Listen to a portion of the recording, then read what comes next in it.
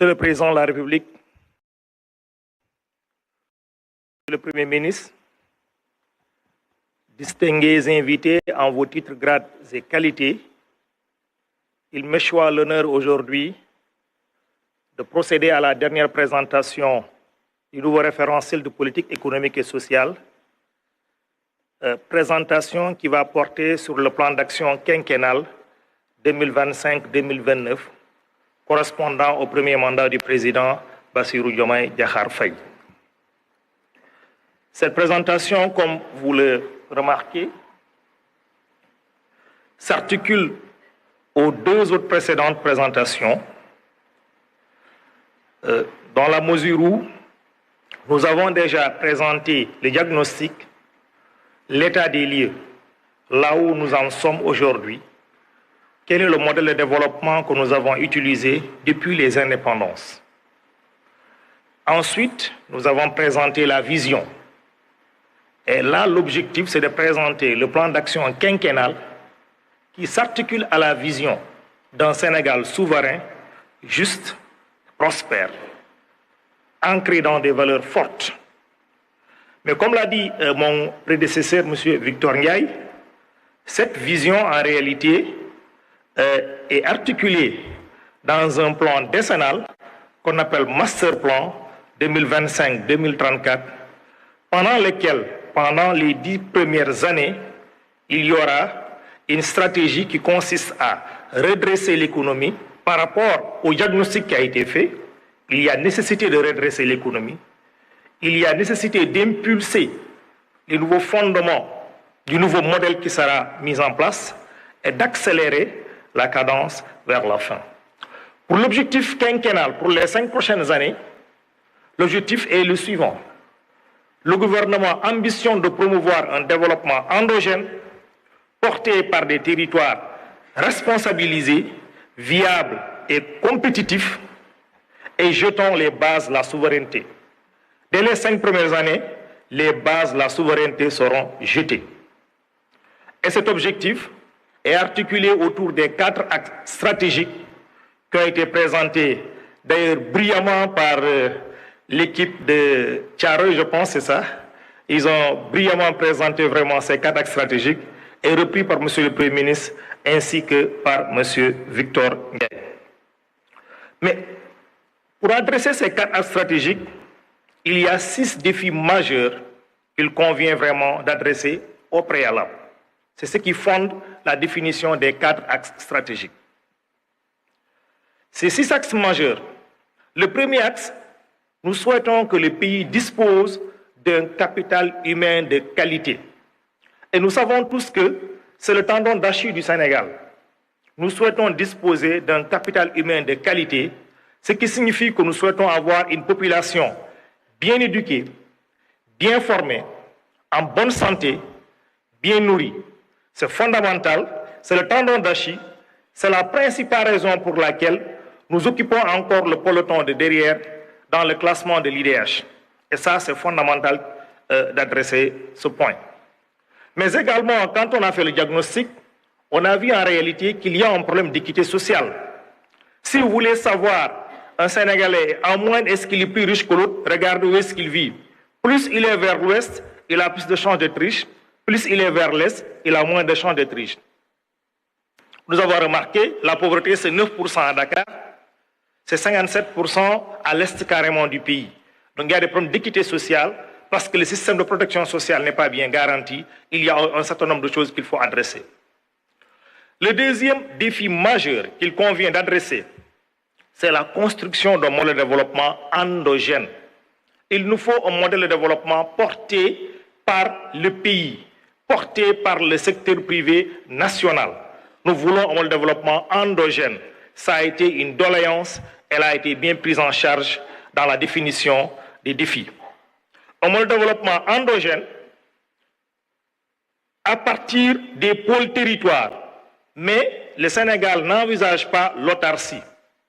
Le Sénégal n'envisage pas l'autarcie. C'est dans un environnement ouvert sur l'extérieur, de concurrence dans les pays de l'UEMOA et de la CEDEAO, puisque le Sénégal, effectivement, doit souscrire à tous ses engagements régionaux et internationaux. Ça, c'est le deuxième défi. Le troisième défi, c'est un défi structurel que nous adressons dans ce pays depuis plusieurs années. C'est le défi du financement de l'économie. Nous souhaitons un financement adéquat de l'économie. Dans les pays développés, le financement de l'économie n'est pas une contrainte fondamentale. La contrainte, c'est de disposer d'un projet bancable, rentable. Ici, le financement de l'économie, c'est une épine. C'est une épine pour l'entrepreneuriat. Nous souhaitons disposer d'un financement de l'économie adéquat tout en maintenant les équilibres macroéconomiques. C'est dans un cadre macro-budgétaire défini, assaini. Ça, c'est le troisième défi fondamental que nous comptons adresser. L'autre défi, c'est un défi national et régional, et même peut-être international par les temps qui courent, c'est le défi de la stabilité nationale. C'est fondamental. Nous ne pouvons rien faire dans un pays s'il n'y a pas de stabilité nationale. Et nous savons bien qu'au niveau régional comme international aujourd'hui, les menaces sont fondamentales. Il faut les adresser. C'est un des défis que le Sénégal ambitionne d'adresser pour déjà les 5 prochaines années. L'autre défi, c'est la bonne gouvernance. On en a parlé. Il n'y a pas de possibilité d'envisager un programme de développement sans qu'il y ait vraiment la bonne gouvernance. C'est fondamental. C'est ce qui explique le triptyque Djoub, Djoubol, Djoubanti. C'est le défi de la bonne gouvernance qui permet de renforcer la confiance des citoyens vis-à-vis des institutions, vis-à-vis des élus, vis-à-vis de toute l'administration publique. Confiance qui a été érodée, et vous l'avez remarqué dans le diagnostic, nous avons perdu 11 points de confiance rien que pour les 4 dernières années. Et ça, c'est difficile de pouvoir engager un développement endogène et inclusif quand il y a perte de confiance des citoyens vis-à-vis des institutions. L'autre défi également que nous adressons, c'est le défi de l'innovation. Il faut promouvoir l'innovation scientifique et technologique. La souveraineté, c'est fondamental. Mais si on ne promeut pas l'innovation scientifique et technologique, nous ne pourrons pas être totalement souverains à terme. C'est fondamental. Tous les pays en développement doivent faire l'effort de renforcer l'innovation scientifique et technologique. Les dépenses en recherche et développement doivent être fondamentalement améliorées dans les pays. Et le Sénégal se fixe comme pari de relever ces défis. Ce sont les 6 défis que nous souhaitons engager pour les 5 prochaines années. Tout à l'heure, j'ai parlé des 4 axes stratégiques. Nous avons 4 axes stratégiques qui sont déclinés en 26 objectifs stratégiques. Le premier axe stratégique, c'est l'axe 1, économie compétitive. Je pense que dans la définition, dans la présentation de mon prédécesseur Victor, il a terminé par l'axe parce qu'il considère que c'est la finalité. À la fin, nous voulons disposer d'une économie compétitive. Ça, effectivement, nous voulons disposer d'une économie compétitive. En faisant quoi? En développant des moteurs de croissance dans les pôles territoires. C'est fondamental. Il faut développer les moteurs de croissance dans les pôles territoires. Les moteurs de croissance se développent au niveau des pôles territoires et c'est fondamental. Donc nous devons mettre en place des pôles territoires compétitifs. Il faut également, on ne peut pas faire tout ce travail si nous ne disposons pas d'un cadre macroéconomique assaini. C'est ça en réalité qui garantit la souveraineté économique d'un pays. Un pays qui, pour pouvoir financer son développement, pour pouvoir boucler son budget, doit faire un recours accru au financement extérieur ou doit faire des renoncements très importants sur des projets d'investissement qui pourtant étaient pertinents, mais qui ne disposent pas de ressources suffisantes, ne peut pas se prévaloir d'être un pays qui va être souverain à court et moyen terme. Donc le cadre macroéconomique assaini est fondamental dans ce pays. Donc ça, c'est vraiment un des gages d'une économie compétitive.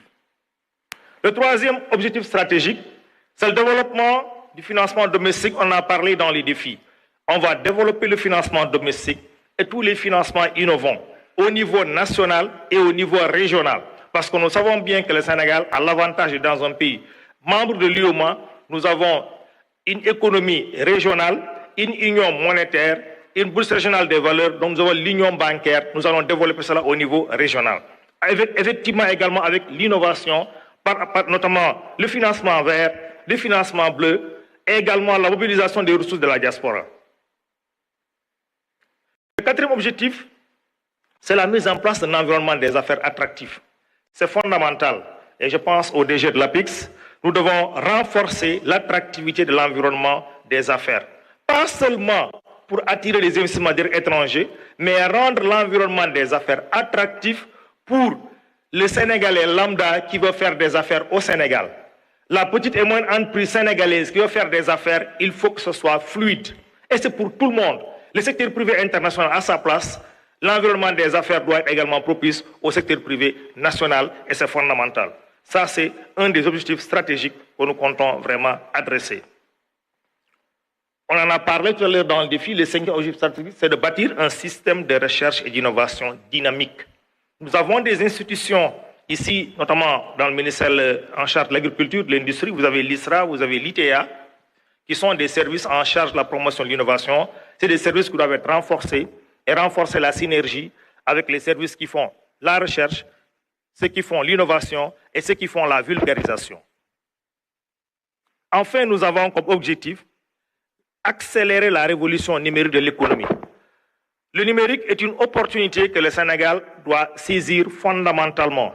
Nous avons déjà quelques atouts, nous avons des infrastructures formidables, nous avons beaucoup de landing points, nous avons une fibre optique importante, mais il faut optimiser l'utilisation de ces infrastructures pour pouvoir saisir le numérique, en faire vraiment une réalité pour que le numérique soit un levier de l'agenda national de transformation de ce pays. Et nous avons des jeunes Sénégalais pétris de talent dans le domaine du numérique.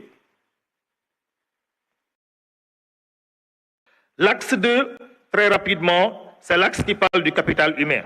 Sur le capital humain, ce qu'il y a lieu de dire, c'est quoi? C'est que le Sénégal a déjà engagé ce qu'on appelle la fenêtre d'opportunité économique. Depuis le début des années 2000, nous sommes dans ce qu'on appelle une fenêtre d'opportunité économique qu'il convient de saisir. Tous les pays passent par là, c'est une transition démographique traditionnelle, naturelle. Le Sénégal doit saisir cette opportunité, cette fenêtre d'opportunité pour développer le capital humain et renforcer l'équité sociale et la protection sociale. Pour cet axe, nous avons 8 objectifs stratégiques. Le premier objectif, j'en avais parlé tout à l'heure, c'est de disposer d'un système d'éducation et de formation professionnelle et technique de qualité. Nous avons un système classique, nous l'avons vu dans le diagnostic, il y a beaucoup de déperditions dans le système et il n'y a pas une offre à côté, qui est notamment la formation professionnelle et technique, qui permet de capter tous ceux qui sortent du système classique. Je pense que mon prédécesseur Victor en a parlé, il a parlé du programme 550, vraiment la formation de 5 millions de Sénégalais à l'horizon 2050. D'ici 2029, nous devons renforcer l'employabilité des jeunes Sénégalais en formant 700 000 jeunes à travers la mise en place de centres de formation professionnelle et technique dans tous les pôles qui soient adaptés vraiment aux besoins des pôles. Ça, c'est fondamental. Le deuxième axe, c'est la mobilisation de la diaspora autour de l'agenda national de transformation. C'est fondamental. La diaspora, c'est un vivier de talents, c'est un vivier de ressources humaines et c'est un vivier de ressources financières qu'il convient de canaliser, d'orienter vers le pays. C'est fondamental. Des objectifs stratégiques ont été fixés là-dessus. Le troisième axe, c'est la mise en place d'un système performant de santé et accessible à tous. Dans le domaine sanitaire, il y a eu certes des progrès, mais il y a encore des défis énormes. Il y a des défis énormes dans le domaine sanitaire. Les déficits en personnel spécialisé, notamment hors de Dakar, c'est criard. C'est énorme. Et l'émergence des maladies non transmissibles qui devient maintenant vraiment la problématique la plus sérieuse au Sénégal. Le diabète, l'hypertension artérielle, les maladies cardiovasculaires, le cancer, c'est devenu des maladies sérieuses. Nous sommes au mois d'octobre, ce n'est pas pour rien qu'on parle d'octobre rose. C'est des maladies sérieuses qu'il convient d'adresser. Il faut vraiment un objectif pour adresser ces questions. Le quatrième axe, c'est la protection sociale. La protection sociale au Sénégal, quand vous examinez cette question, cela suffit pour apprécier le problème d'équité sociale au Sénégal. Il faut juste travailler dans l'administration publique ou dans le secteur privé formel pour pouvoir bénéficier en général d'une couverture maladie ou pour pouvoir bénéficier d'une pension de retraite. Un chauffeur de taxi à Dakar ne bénéficie pas d'une pension de retraite. Un cordonnier à Ngaïméré n'en bénéficie pas. Il aurait dû en bénéficier. Dans les pays développés, tout le monde a droit à en bénéficier. Donc ça, c'est un objectif fondamental. La problématique de la couverture maladie et la problématique de la pension sont deux problématiques fondamentales pour renforcer la protection sociale, à côté des bourses de sécurité familiale qui ont été initiées, qu'il convient de renforcer, notamment l'efficacité en améliorant le ciblage et en élargissant la couverture. Renforcer tous les autres accès aux services sociaux de base, c'est fondamental. L'accès à l'eau potable, l'accès à l'assainissement, l'accès à l'électricité partout dans le pays, et également à moindre coût. C'est fondamental. Une politique nationale d'emploi efficace. Dans ce pays, nous avons eu beaucoup d'initiatives par le passé, d'élaboration de politique nationale de l'emploi. Nous n'avons jamais eu un portage au plus haut niveau. Il y a eu des validations au niveau technique. C'est l'occasion unique pour avoir un portage au plus haut niveau de la politique nationale d'emploi. Il y a eu des initiatives, notamment dans le domaine des hydrocarbures, où on a introduit des clauses sur le contenu local, mais on n'a jamais une politique nationale harmonisée, globale, portée au plus haut niveau. C'est l'occasion à jamais de l'avoir, parce que c'est le principal défi auquel les jeunes sont confrontés dans ce pays.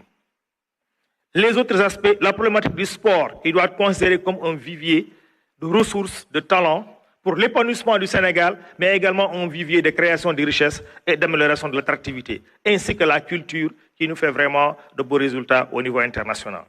Ce sont les 8 objectifs stratégiques auxquels nous nous sommes fixés pour les 5 prochaines années en ce qui concerne l'axe 2.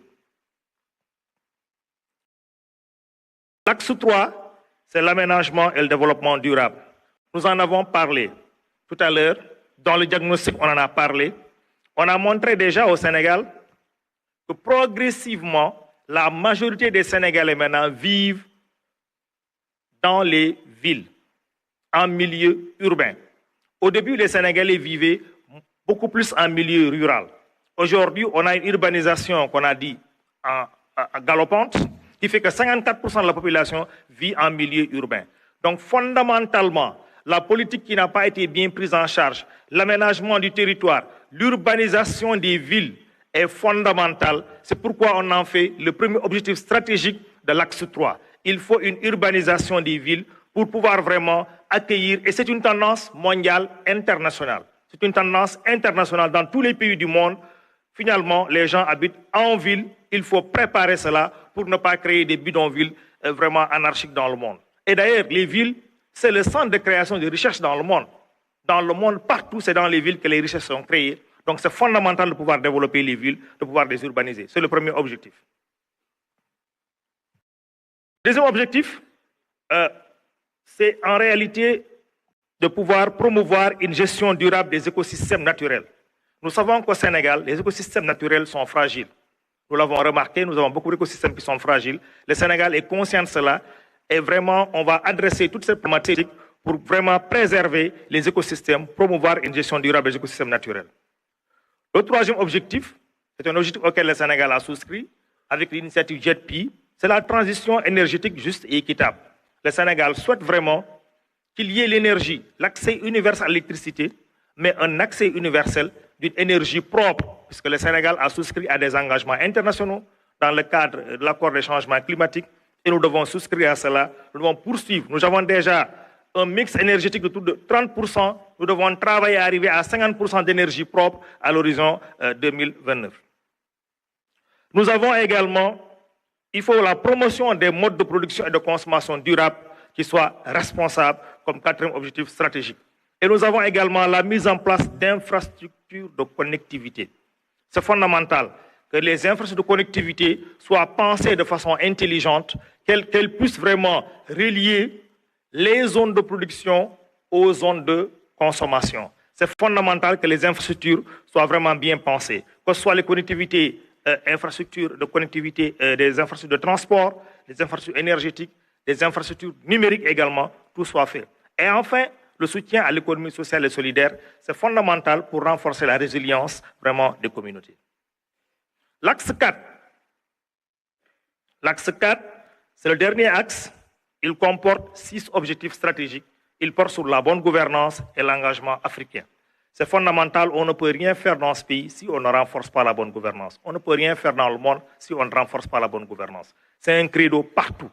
Il faut consolider l'état de droit et la protection des citoyens. C'est fondamental. C'est le premier objectif stratégique de l'axe 4. Le deuxième objectif, c'est de réformer les institutions nationales Et comme vous le savez bien, ça a démarré avec les assises nationales. Il faut réformer les institutions pour vraiment les moderniser davantage. L'objectif 3, c'est de réformer l'administration publique centrale. Il faut continuer à réformer l'administration publique centrale pour qu'elle soit à l'écoute des usagers. C'est fondamental. Et l'administration décentralisée, qui est encore un peu plus faible, qu'il faut consolider davantage. L'objectif 4, c'est le renforcement du civisme et de la citoyenneté, ainsi que de la démocratie participative. Il va falloir que ce développement ne se fera pas uniquement par les autorités ou par les institutions, c'est vraiment toute la population ensemble. Les gens d'un élan solidaire doivent développer le pays et c'est par vraiment un élan de solidarité, de civisme et de citoyenneté qu'on pourra adresser cette question. Renforcer la sécurité nationale, on en a parlé dans les défis. Et enfin, impulser toutes les réformes nécessaires. Le Sénégal doit s'ériger en champion, en leader dans le domaine de l'intégration régionale pour impulser toutes les réformes nécessaires pour consolider l'espace régional que nous avons en commun qui nous est si cher. Ce sont les 4 objectifs stratégiques de l'axe 4. Si nous faisons tout ça, sur les 5 prochaines années, qu'est-ce que nous attendons? À la faveur d'ailleurs du début d'exploitation des hydrocarbures, on aura une croissance économique qui va tourner entre 6,5% et 7% en moyenne chaque année d'ici 2029. C'est ce qui est attendu. Et ça, on ne l'aura pas uniquement en augmentant systématiquement les investissements, mais en renforçant l'innovation. Parce qu'on a remarqué qu'on a eu beaucoup de croissance économique par le passé, mais le tendon d'Achille était qu'on augmentait systématiquement l'investissement et ça a créé un niveau d'endettement qui à terme n'est pas soutenable. Nous avons eu la chance d'avoir, je pense qu'au niveau du diagnostic, Cheikh Modou Thiam en a parlé, tous les 20 ans, on est bloqué à une crise cyclique d'endettement. De 60 à 79, on s'est rendu compte qu'il faut un programme d'ajustement structurel parce qu'on avait atteint les marges de manœuvre budgétaires. En 2000, il a fallu l'initiative des pays pauvres très endettés, PPTE, pour pouvoir alléger fondamentalement la dette et ouvrir les marges de manœuvre encore pour le Sénégal. Depuis 2020, 20 ans encore plus tard, on remarque que le Sénégal est passé d'un pays à risque très faible de surendettement à un pays à risque modéré. Ce qui signifie effectivement qu'il faut revoir vraiment tous les indicateurs, changer le modèle vraiment de développement. À côté de ça, nous avons l'inflation qui doit être maîtrisée. Elle sera maîtrisée autour de 2% d'ici, autour de 2% pour les 5 prochaines années. Comment? D'abord en mettant en place des mesures structurelles qui sont les suivantes. Il faut renforcer l'approvisionnement correct du marché. C'est fondamental et insister sur un phénomène intéressant, c'est la régulation du marché pour certains produits particuliers, notamment les produits alimentaires, les produits énergétiques, les produits pharmaceutiques. Même dans les matériaux de construction, il faut renforcer la régulation pour éviter vraiment qu'il y ait des formations de prix spéculatifs. C'est fondamental. Et également, nous comptons améliorer la balance courante et le solde extérieur courant. Vraiment, à la faveur de tout ce qui a été fait, le déficit public sera réduit considérablement, je reviendrai là-dessus. La balance commerciale va augmenter fondamentalement à la faveur des exportations qui vont vraiment augmenter et une maîtrise des importations de biens et services. Au plan macro-budgétaire, comme on a dit, il faut réduire les déficits budgétaires, ce qu'on appelle la consolidation budgétaire. Il nous faut une consolidation budgétaire très rapidement. Les résultats de l'audit qui vont être confirmés vont définir vraiment l'agenda de consolidation très rapidement, soit en 2025, 2026 ou en 2027. Des scénarios sont en train d'être étudiés. Mais ce qui est sûr, c'est que la consolidation à 3% du PIB est une règle d'or qui a été actée. Et pour cela, nous comptons avant tout sur l'amélioration systématique des recettes fiscales. Pas en augmentant les taux, mais en élargissant l'assiette. Il faut élargir l'assiette fiscale. Il faut améliorer vraiment ce qu'on appelle les dépenses fiscales, les exonérations. Il faut les rationaliser. Lutter contre la fraude et l'évasion fiscale, c'est fondamental. Et même les recettes qu'on dit non fiscales, qui ne sont pas liées à l'activité, qui sont des recettes souvent domaniales, il y aura un effort qui sera fait pour mobiliser davantage les recettes non fiscales, notamment en renforçant la capacité du pays à pouvoir évaluer le potentiel de ses ressources. Rien que nos ressources halieutiques, nous devons évaluer le potentiel de nos ressources pour mieux comprendre quelle valeur on doit donner à une licence de pêche. Nous devons évaluer le potentiel de ressources minières pour mieux comprendre quel prix on doit donner à ces ressources en termes de licences, de permis d'exploitation, de contrats miniers. Et renforcer les capacités de l'administration à pouvoir négocier, c'est fondamental. Quand l'administration négocie avec vraiment des parties étrangères, vous voyez qu'il n'y a pas photo. C'est un défi fondamental pour améliorer les recettes non fiscales. Du côté des dépenses, on va renforcer le ciblage des subventions à l'énergie. Les subventions à l'énergie nous coûtent 4% du PIB. C'est beaucoup. Il faut trouver vraiment le moyen de renforcer le ciblage, vraiment pour pouvoir réduire les subventions à l'énergie sans pour autant impacter, par exemple, le tarif de l'électricité. C'est ça le défi. On n'impacte pas le tarif de l'électricité, mais on améliore le ciblage pour pouvoir en tout cas faire en sorte que les dépenses soient atténuées. Les dépenses courantes, les autres dépenses courantes seront maîtrisées par la promotion du volontariat. C'est un truc fondamental qui va nous aider, par exemple, à tout ce qui est dépenses de réhabilitation, le volontariat, spontanément, la citoyenneté, nous permettront de réduire vraiment les dépenses, comme on appelle ça, d'entretien. Mais également les centrales d'achat qui ont commencé à être expérimentées, notamment pour la commande publique, et c'est fondamental. Et enfin, on va améliorer l'efficacité de l'investissement, vraiment à travers une meilleure préparation des investissements publics surtout. Les investissements publics ne sont pas suffisamment bien préparés. On va renforcer tout le cycle, la maturation, la sélection des projets pour améliorer vraiment l'efficacité de l'investissement public. La stratégie d'endettement qui va être mise en place permettra, à côté déjà, permettra de maîtriser l'endettement pour les 5 prochaines années. Nous avons un niveau d'endettement qui a explosé. On le verra tout à l'heure vraiment avec les indicateurs d'impact. Il nous faut une stratégie d'endettement qui maîtrise tous les flux, notamment les flux de financement public qui entrent dans le pays doivent être maîtrisés. Il y a fondamentalement aujourd'hui un enjeu pour maîtriser tous les flux de financement public. Il y a un enjeu également pour dynamiser davantage les marchés financiers parce que nous souhaitons réduire le recours vraiment aux prêts commerciaux de façon générale parce que c'est des prêts qui sont chers, c'est des prêts qui ont des taux d'intérêt variables. Également, nous subissons la variabilité de change. Nous devons réduire le recours aux prêts commerciaux en réajustant notamment vers le marché financier régional. Donc, c'est fondamental de trouver une stratégie d'intervention dans le marché financier régional.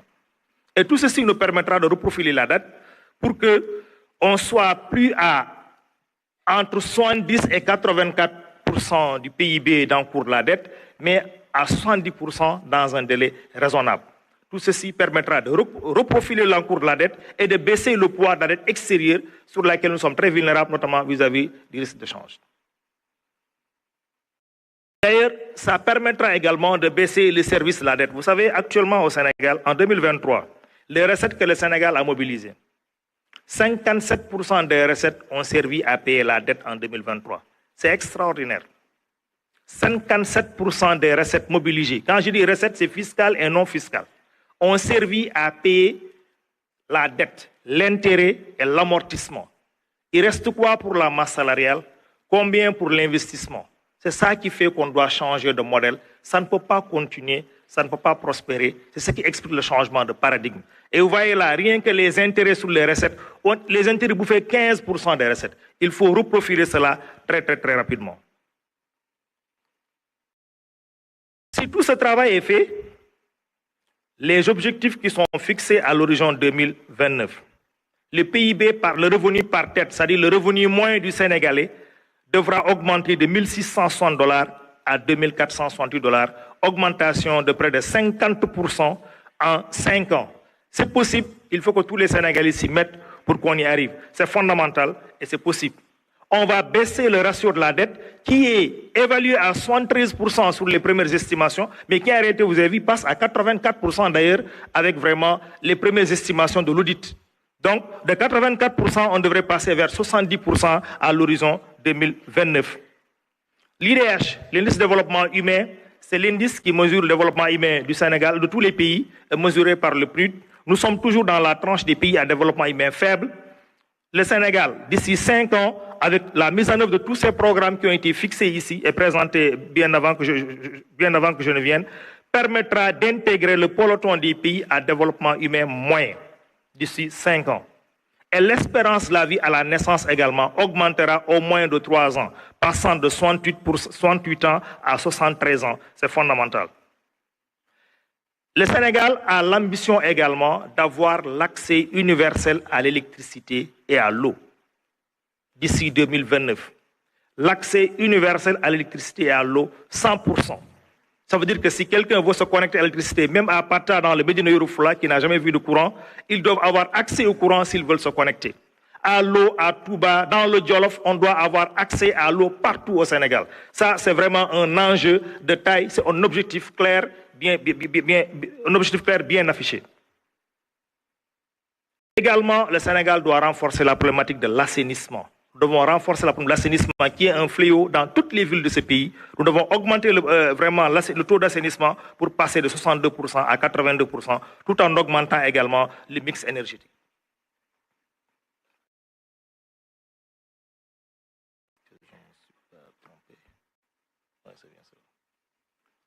OK. Le coût de financement du projet pour les 5 prochaines années. Pour les 5 prochaines années, le financement global de cette stratégie quinquennale est de 18 496,83 milliards de francs CFA, dont 62% seront exécutés de façon générale et classique par le budget classique, le budget public. 23% seront exécutés sous forme de partenariat public-privé entre l'État et le secteur privé national et international, dans une démarche qui sera très intelligente. Et 14% seront effectivement du privé pur. Donc, dans ce partenariat public-privé, l'État n'apportera que 30% vraiment de sa contribution. Et le secteur privé apportera 70%, équivalent à 3060 milliards qui est attendu. Dans cette approche, en changeant de paradigme, nous avons pris le soin de programmer une stratégie quinquennale de développement 2025-2029 qui soit à hauteur des moyens de l'administration publique. Il n'y aura pas de groupe consultatif pour financer le déficit public. Tout le déficit public est couvert par vraiment tous les accords de coopération en cours et toute la stratégie que le Sénégal compte mener pour lever des financements au niveau régional et au niveau innovant. Le gap de financement, c'est le financement privé qu'il faut aller rechercher, et en priorité avec le secteur privé national. Ensuite, avec les pays africains, il y aura des tables rondes au niveau du Sénégal, des tables rondes au niveau africain et éventuellement au niveau international pour boucler le financement vraiment qui est demandé, le gap de financement privé. Ça, c'est une innovation vraiment, c'est une innovation de cette stratégie. Très rapidement, je vous dis, l'autre innovation, c'est la répartition des investissements publics par axe, suivant les 4 axes. De façon générale, la répartition quinquennale prenait toujours le pas sur l'axe 1, sur les problématiques économiques. Là, la répartition sur la stratégie d'investissement public insiste davantage sur l'axe 2, sur le capital humain et l'équité sociale, qui a un poids beaucoup plus important, de 35% quasiment, suivi plus tard l'économie compétitive, et ensuite la gouvernance également et l'aménagement du territoire ont des trucs très intéressants. Victor en a parlé tout à l'heure, la politique industrielle qui va être menée sur la base de toutes les filières qu'il va identifier dans les pôles de développement, avec un choix assumé en fonction de nos moyens. L'État va soutenir vraiment le secteur privé pour pouvoir développer des filières dans l'agroalimentaire, des filières en réalité, on appelle ça, dans les ressources naturelles, des filières vraiment au niveau des industries manufacturières pour faire du Sénégal un pays qui soit un pays industrialisé progressivement d'ici 2050, et enfin des filières, enfin des services à valeur ajoutée. Alors, quelques projets stratégiques par secteur. Je vous ai dit tout à l'heure que l'urbanisme, l'habitat va occuper un poids important pour les 5 prochaines années. C'est 7% des investissements publics globalement, avec notamment un programme national de planification urbaine et de gestion des risques. C'est fondamental. Et un programme d'aménagement et de développement urbain durable du littoral qui est très fragile. Il y a un ensemble de programmes qui ont été concoctés. J'ai juste listé quelques programmes illustratifs. Dans le domaine des infrastructures, ce domaine va occuper 11% des investissements publics, notamment avec la réhabilitation de la ligne ferroviaire Dakar-Tambacounda. Dans le domaine de l'agriculture et de l'élevage, il y aura un poids de 10,5% des investissements publics avec vraiment une fenêtre réservée aux partenariats publics-privés qui sera également très importante. Et ces projets vont porter sur notamment les magasins de stockage, vraiment tout ce qui est équipement rural, mécanisation de l'agriculture, renforcement des intrants, renforcement de la maîtrise de l'eau. L'éducation et la formation vont occuper également un poids important. On l'a dit, le capital humain, c'est fondamental pour les 5 prochaines années. Les DARA seront renforcés. Il y aura vraiment un programme de résorption des abris provisoires. les universités en cours de construction doivent être vraiment finalisées et des centres de formation seront mis en place au niveau de chaque pôle de développement, au niveau des 8 pôles que nous avons dit. L'assainissement, l'hydraulique également, c'est 8% des investissements publics, notamment avec le projet phare d'approvisionnement d'eau à Touba, qui est fondamental et qui est cher au président de la République. Le projet d'assainissement des centres urbains également. La santé et l'action sociale occuperont des poids fondamentaux dans l'investissement public, notamment avec la mise en place de laboratoires dans 10 régions du pays, parce que nous savons bien que le plateau médical n'est pas aussi relevé que ça au niveau à l'intérieur du pays, et ça va être vraiment une des priorités sur laquelle, en tout cas, le gouvernement va travailler pour les 5 prochaines années, en sus du projet Madiba qui est en cours ici à Diamniadio. Les énergies renouvelables également, vous savez, je pense que Victor en a parlé, le projet réseau gazier du Sénégal qui va nous permettre, en tout cas, de réduire drastiquement la facture d'électricité, vraiment est un projet cher au président de la République et c'est un projet qui va attirer beaucoup d'attention. Ainsi que le projet d'exploitation de l'urée comme dérivé, en tout cas, des produits pétroliers. Un paquet de réformes très rapidement, je pense que la présentation est quasiment finie, un paquet de réformes très rapidement qui vont ponctuer les 5 prochaines années. C'est d'abord des réformes de la décentralisation parce que les collectivités territoriales les pôles doivent être érigés en collectivités territoriales, c'est fondamental. Renforcer vraiment la décentralisation. Renforcer les finances publiques au niveau central et au niveau local. Nous avons vu que les finances publiques au niveau local, globalement, si vous regardez, les collectivités territoriales réunies, elles ne mobilisent pas plus de 1% du PIB en termes de recettes. Elles ne pourront pas faire le travail si vraiment les ressources mobilisées par les collectivités territoriales au niveau local ne sont pas améliorées et c'est fondamental. Et on va également simplifier davantage le système fiscal. La réforme foncière est fondamentale, on en parle depuis très longtemps. Il faut vraiment engager cette réforme audacieuse et fondamentale pour pouvoir en tout cas préserver les intérêts des populations en milieu urbain et rural et favoriser le développement du secteur privé. C'est fondamental, c'est une des réformes phares en tout cas de ce programme quinquennal. Les autres réformes, on en a parlé, c'est la justice, notamment la digitalisation des services de la justice, c'est fondamental. Vous avez vu dans, comment on appelle ça, le diagnostic, il y a une surpopulation carcérale. Et une des raisons, c'est parce que quasiment la moitié des populations qui sont détenues sont en instance de jugement. Le jugement n'est pas encore achevé. Donc il faut digitaliser, renforcer les moyens humains et financiers du corps de la justice pour pouvoir vraiment accélérer vraiment cette situation, le traitement des dossiers en justice et réduire vraiment la population carcérale qui n'honore pas le Sénégal. Il y a des réformes sur le civisme et la citoyenneté, notamment en mettant en place l'observatoire de la citoyenneté pour promouvoir davantage l'élan national et vraiment promouvoir l'élan national dans le développement du pays. La dernière réforme, c'est le développement du secteur privé qui doit être fait au niveau des pôles territoires. Nous devons déconcentrer tous les services de soutien technique et financier vraiment au secteur privé au niveau des pôles territoires. Tous les services d'encadrement, de promotion, de mise à niveau doivent être déconcentrés, retrouvés au niveau des pôles territoires. En plus de tous les services de soutien financier, que ce soit la garantie, que ce soit les services qui accordent les nanocrédits pour ceux qui n'ont pas accès au système financier, que ce soit les services qui accordent des financements bonifiés, ils doivent se retrouver au niveau des pôles de développement. C'est fondamental. C'est au niveau des pôles que le développement se fera. C'est là où la création de richesses se fera. Et c'est dans les pôles qu'on aura l'émergence de champions nationaux. Il y aura donc nécessairement un développement du marché financier avec vraiment tout ce qu'on a dit, tous les financements innovants, la finance islamique, vraiment le renforcement de la bancarisation, ainsi que vraiment la promotion de l'épargne longue, parce que nous savons que c'est un des points, c'est un des tendons d'Achille. Quand les entrepreneurs veulent prendre des prêts au Sénégal, ils ont du mal à prendre un prêt de long terme. Les prêts, c'est souvent 2 ans, 5 ans. Il est fondamental de pouvoir mobiliser l'épargne longue pour les systèmes, pour vraiment les entrepreneurs, pour pouvoir en tout cas renforcer l'industrialisation de ce pays. Et c'est un des points phares de la réforme. Enfin, il y a le jeu des acteurs. Je pense que l'équipe de Thiaroye et Yeumbeul a bien insisté sur ça. L'administration publique doit jouer son rôle pour vraiment gagner le pari vraiment de la confiance. Mais également, les collectivités territoriales doivent jouer le rôle pour impulser le développement à la base. La société civile doit être catalyseur au développement. Et une société civile qui éveille les consciences. Un secteur privé alerte vraiment pour concrétiser le développement endogène à partir des pôles, c'est fondamental. Des jeunes et des femmes responsabilisés qui pourront vraiment permettre, en tout cas, d'adresser toutes ces questions, toutes les questions de développement qui ont été définies ici. Les religieux qui vont continuer à jouer le rôle de régulateurs sociaux.